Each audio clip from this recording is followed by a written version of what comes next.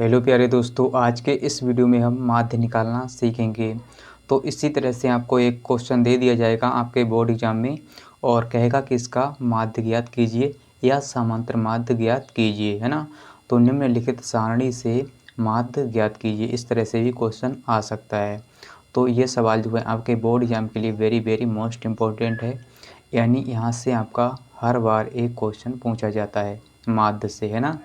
तो इस तरह से आपको दिया रहेगा कि निम्नलिखित बारंबारता सारणी से माध्य ज्ञात कीजिए। तो यहाँ पर देखिए, ऐसे भी आ सकता है कि निम्नलिखित सारणी से समांतर माध्य ज्ञात कीजिए। तो माध्य बोला जाए या समांतर माध्य बोला जाए, है ना। तो आप क्या करेंगे, उसका माध्य ही निकालेंगे, यानी समांतर माध्य निकालेंगे। तो चलिए शुरू करते हैं और इसको अच्छे से हम समझेंगे, है ना। तो इस वीडियो को पूरा देखिए जिससे आपको हर एक चीज़ अच्छे से समझ में आ जाए और इस सवाल को आप बोर्ड एग्ज़ाम में छोड़ कर ना आए, है ना। तो बहुत ही इम्पोर्टेंट है, चलिए इसको हल करेंगे हम।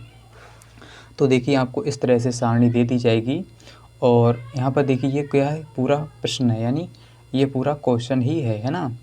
तो यहाँ से यानी इस तरह से आपको ये पूरा प्रश्न दे दिया जाएगा और कहेगा कि इस सारणी से माध्य ज्ञात कीजिए। तो देखिए यहाँ पर क्या है, ऊपर जो लिखा है, यानी ऊपर वाले खाने में जो लिखा है ना, वर्ग अंतराल। तो इसी तरह से आपको वर्ग अंतराल दे दिया जाएगा 0 से 10, यहाँ भी कोई भी हो सकता है ना। 20 से 30, ऐसे 40 से 50 भी हो सकता है। तो इस तरह से आपको दे दिया जाएगा। तो 0 से 10 है यहाँ पर, और 10 से 20, 20 से 30, यहाँ पर आपको दो दो संख्याएं दी रहेंगी, है ना। और नीचे आपको दिया रहेगा बारंबारता।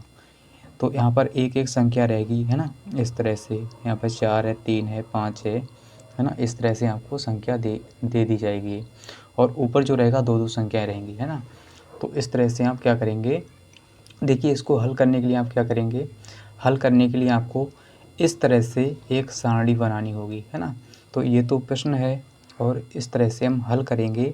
तो यहाँ से जब हल करेंगे तो इस तरह से आपको एक सारणी बनानी होगी, जिस तरह से ये बनी हुई है ना। इस तरह से आप बना लेंगे, 1 2 3 4, 4 खाने बनाएंगे। और यहाँ पर देखिए आपको 1 2 3 4 5 6 और 6 लाइन इस तरह से बना लेनी है, इस तरह से। और ऊपर आपको लिखना है वर्ग अंतराल।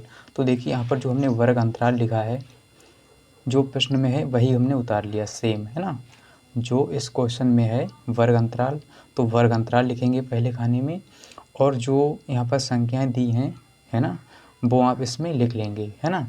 फिर आप क्या करेंगे, इसके बाद क्या है, बारंबारता। तो दूसरे खाने में आप बारंबारता लिखेंगे। तो कहने का मतलब ये है कि हमने अभी तक इसमें कुछ नहीं किया है, केवल क्वेश्चन को ही उतारा है ना। तो इस सारणी में हमने प्रश्न वाला ही उतारा है ना। तो अब हम इसको हल करेंगे, तो बहुत ही आसान तरीके से। चलिए इसको हल करते हैं। तो देखिए, आपको हल करने के लिए सबसे पहले क्या करना होगा, आपको इस तरह से उतार लेना है जो क्वेश्चन में आपको दिया जाएगा, है ना। इस तरह से जो क्वेश्चन में है इस तरह से आप उतार लेंगे। इसके बाद आप क्या करेंगे, यहाँ पर आपको देखिए हम क्या करेंगे, बारंबारता जो है इसको हम स्मॉल ऐप से दर्शाते हैं, स्मॉल ऐप से।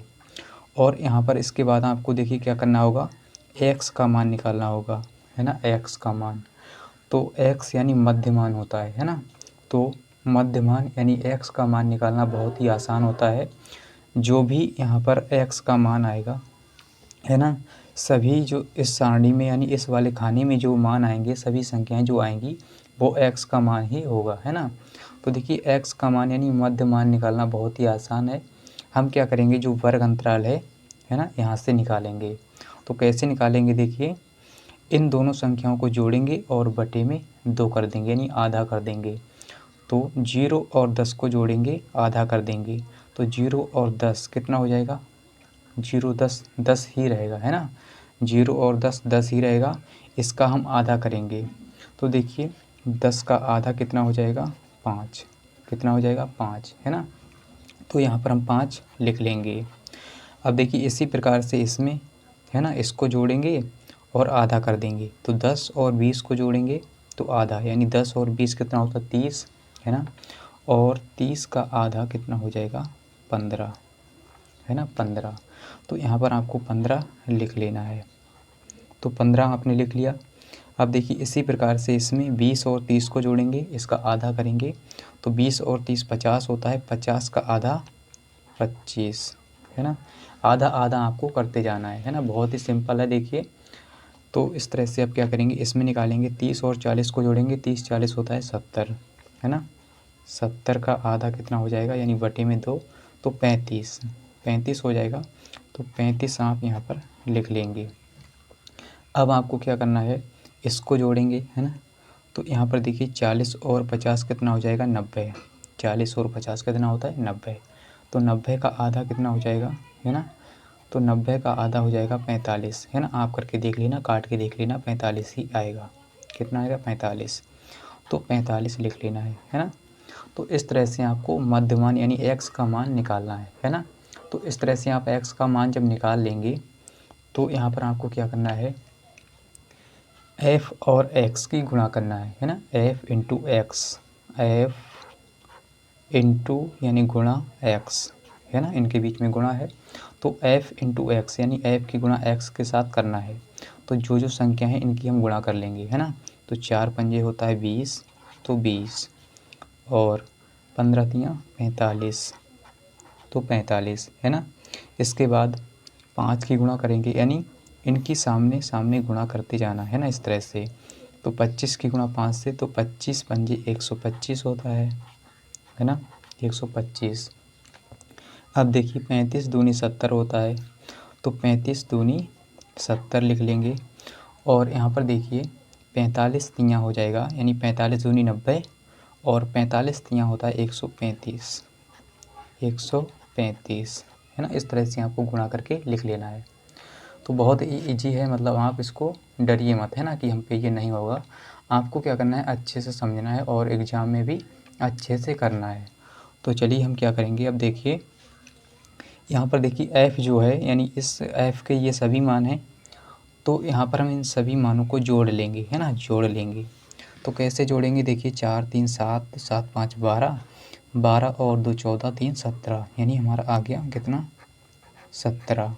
तो जोड़ने पर यानी सिग्मा एफ का मान आ जाएगा, ये सिग्मा एफ बराबर, सिग्मा एफ का मान आ गया, है ना। सिग्मा एफ बराबर, देखिए सिग्मा का मतलब क्या होता है, जोड़। क्या होता है, जोड़। सिग्मा जो होता है इसका मतलब होता है जोड़। क्या होता है, जोड़, है ना। तो सिग्मा का मतलब, यानी इस तरह से हम सिग्मा बनाते हैं, तो इसका मतलब होता है जोड़। तो यहाँ पर हमने इसका जोड़ कर लिया, यानी एफ़ के जो सभी मान हैं इनका हमने जोड़ किया, है ना, इसीलिए हमने सिग्मा एफ़ लिख लिया। तो सिग्मा एफ़ बराबर कितना है, 17, यानी इनका सभी का जोड़ कितना है, 17, है ना। तो इस तरह से हमने ये जोड़ लिया। अब देखिए हम क्या करेंगे, हमें सूत्र में ज़रूरत पड़ेगी, यानी सूत्र में किसकी ज़रूरत पड़ेगी, सिग्मा एफ इंटू एक्स, यानी सिग्मा यानी इनका सभी का जोड़ करेंगे। जैसे इसमें जोड़ किया, इसको भी जोड़ लेंगे, यानी इन सभी संख्याओं को जोड़ेंगे।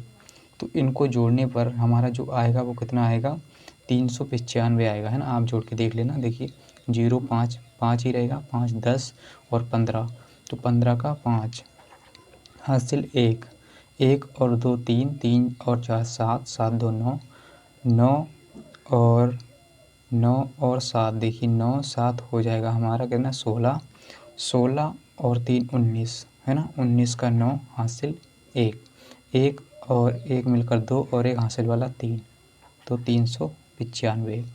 तो ये जो है किसका मान है, सिग्मा एफ एक्स बराबर, है ना, थोड़ा मतलब जगह कम पड़ गई यहाँ पर, जो है सिग्मा एफ एक्स का बराबर, यानी सिग्मा एफ एक्स का मान है 395, है ना। इस तरह से आप समझ लेना। तो देखिए हमने इनका जोड़ किया है, इसीलिए हमने सिग्मा एफ इंटू एक्स लिखा है ना। अब इसको हल करेंगे, यानी सूत्र लगाएंगे।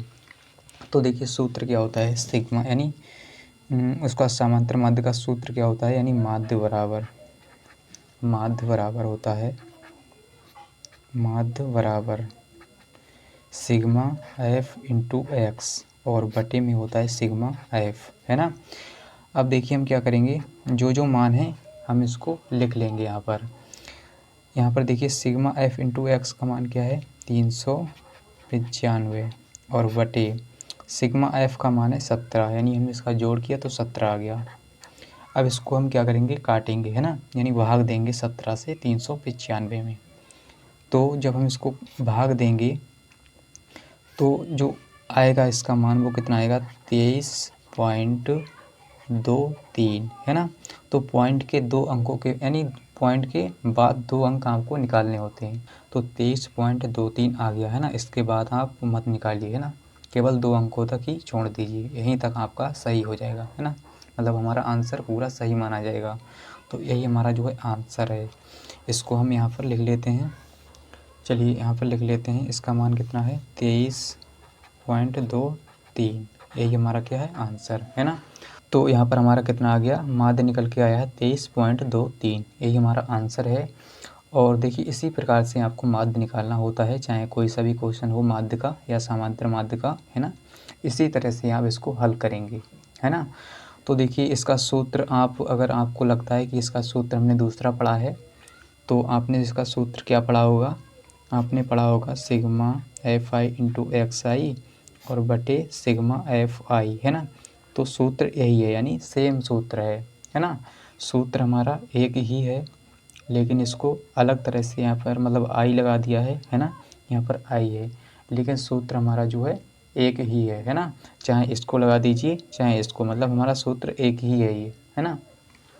तो उम्मीद करता हूँ कि आपको समझ में आ गया होगा कि माध्य कैसे निकाला जाता है ना। तो अगर आपको अच्छा लगा है तो वीडियो को लाइक कर दीजिए और चैनल को सब्सक्राइब कर लीजिए और अपने दोस्तों के साथ भी इस वीडियो को शेयर करिए ताकि वो भी जल्दी से देख पाएँ।